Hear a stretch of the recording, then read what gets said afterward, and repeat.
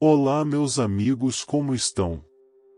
O nosso mundo está recheado de mistérios que provavelmente nunca iremos desvendar os segredos.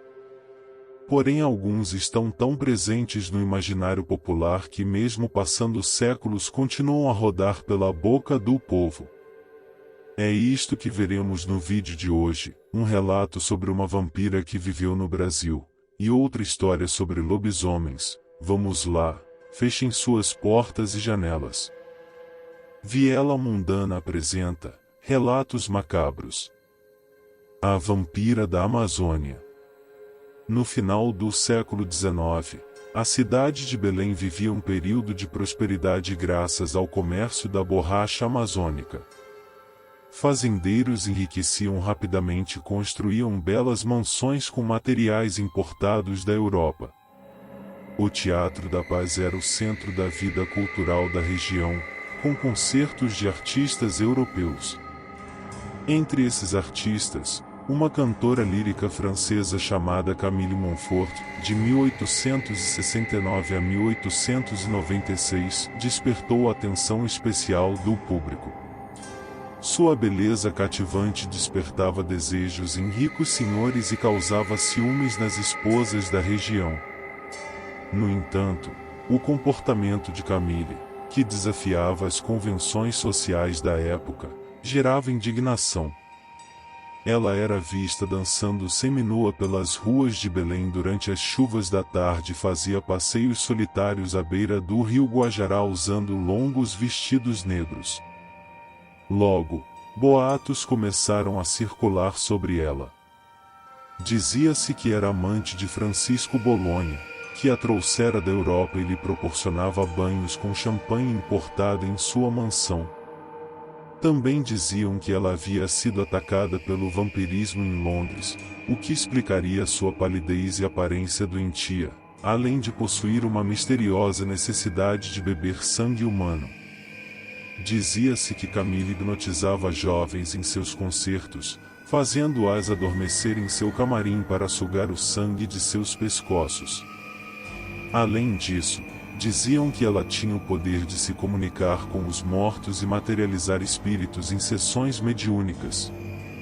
No final de 1896, um surto de cólera assolou Belém e Camille Monfort se tornou uma de suas vítimas, sendo sepultada no cemitério da Soledade. Sua sepultura, coberta de limo, musgo e folhas secas, encontra-se sob a sombra de uma mangueira. Um mausoléu neoclássico com um portão trancado por um velho cadeado enferrujado guarda seu túmulo abandonado. Nele, há um busto feminino em mármore branco sobre a tampa e uma pequena imagem emoldurada de uma mulher vestida de preto fixada à parede. Na lápide, lê-se a inscrição que registra seu nome e as datas de sua vida, além de mencionar que ela encantou o mundo com sua voz. Ainda hoje, há aqueles que afirmam que seu túmulo está vazio, alegando que sua morte e enterro foram uma farsa para encobrir seu suposto caso de vampirismo. Essas pessoas afirmam que Camille Monfort ainda está viva na Europa, com 154 anos de idade. Quando visitar o cemitério da Soledade em Belém, recomenda-se visitar seu túmulo e deixar uma rosa. Alguns afirmam que, no dia seguinte, a rosa se transforma em sangue. A história de Camille Monfort também inspirou um romance intitulado Após a Chuva da Tarde. O Lobisomem do Rio de Janeiro. Há muitos anos, nos arredores de uma cidadezinha remota chamada Vale Florido, localizada nas montanhas do estado do Rio de Janeiro, vivia o avô do meu esposo.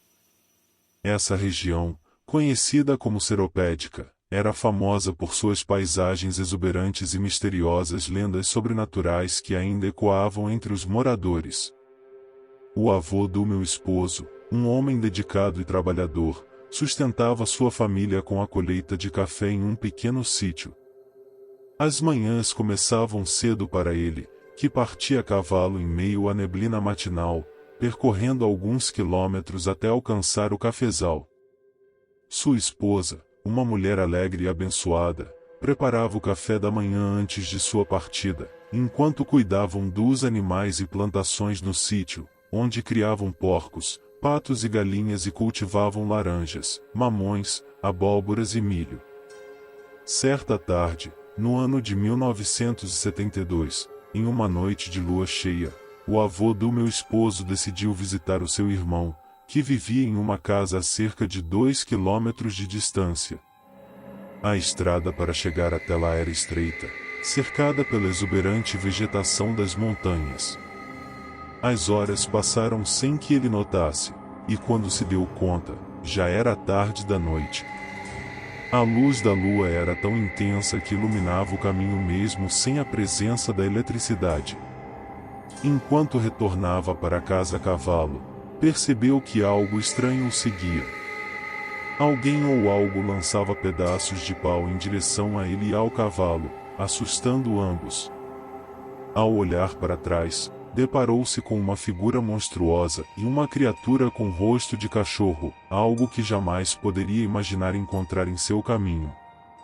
Aterrorizado, o avô do meu esposo viu-se em meio a uma cena de horror, sendo perseguido implacavelmente pelo ser.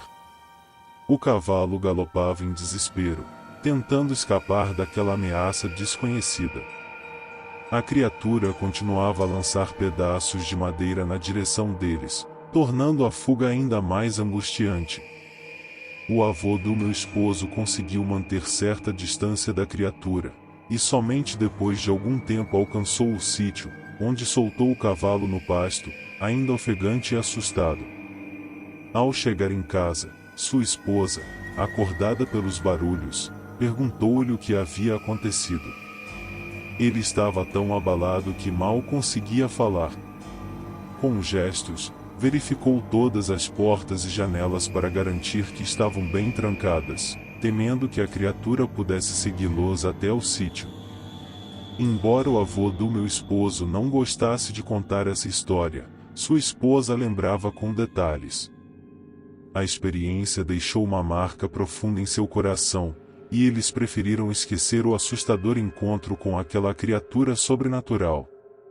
Nos anos seguintes, continuaram sua vida no sítio, enfrentando as dificuldades com coragem, sempre cercados pela paz que reinava naquelas montanhas misteriosas.